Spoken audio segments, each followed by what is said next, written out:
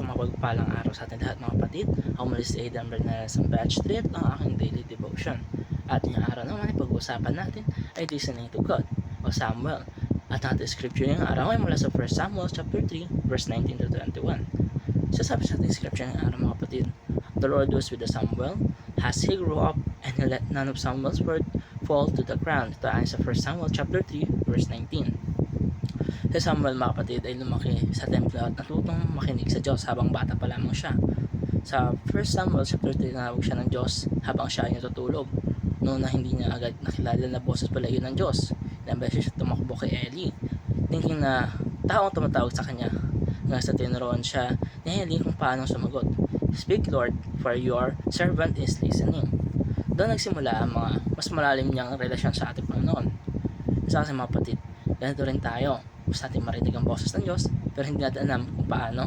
O kaya naman, masyado tayong busy sa school, social media, sa mga problema natin sa buhay, kaya hindi natin napapansin ang sinasabi pala ng Diyos sa atin. Ang pakikinig sa Diyos ay hindi lang tungkol sa literal na boses. Kadalasan dito yung nangungusap siya sa pamamagitan ng Bible, ng ibang tao, o ng sitwasyon sa buhay natin. Pero kailangan natin ng puso na handang makinig sa Kanya. Samuel ay naging malapit sa Diyos dahil natutunan niya makinig at sumunod sa Kanya. Hindi lang siya nakinig, tinanggap niya at ginawa ang kalooban ng Diyos. Kaya sinabi sa Bible na wala ng isang salita ang nawalan ng saysay dahil ang Diyos mismo ang kasama niya. Sa buhay natin kasi mga kapatid, marami tayong maingay o distraction na nakadistract sa opinion sa ibang tao, pressure, takot at sariling desires natin.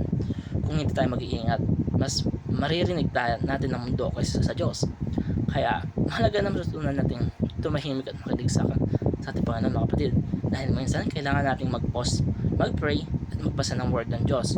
Doon din mas makikilala ang boses niya. At tandaan ng tunay na pakikinig ay may kasama pagsunod. Hindi lang sapat na alam mo lang ang sinasabi ng Diyos. Kailangan ito ay ginagawa. Huwag nagsasalita ang Diyos mga kapatid sa buhay natin. Nakikinig ba talaga tayo? O naririnig lang natin pero hindi natin sinusunod? Mga kapatid, tayo maglaan ng oras araw-araw para makinig sa Diyos sa pamamagitan ng Bible at prayer. Iwasan natin ang mga distractions at matuto tayong sumunod sa Kanyang salita at hindi lamang tayong puro pakikinig sa Kanya.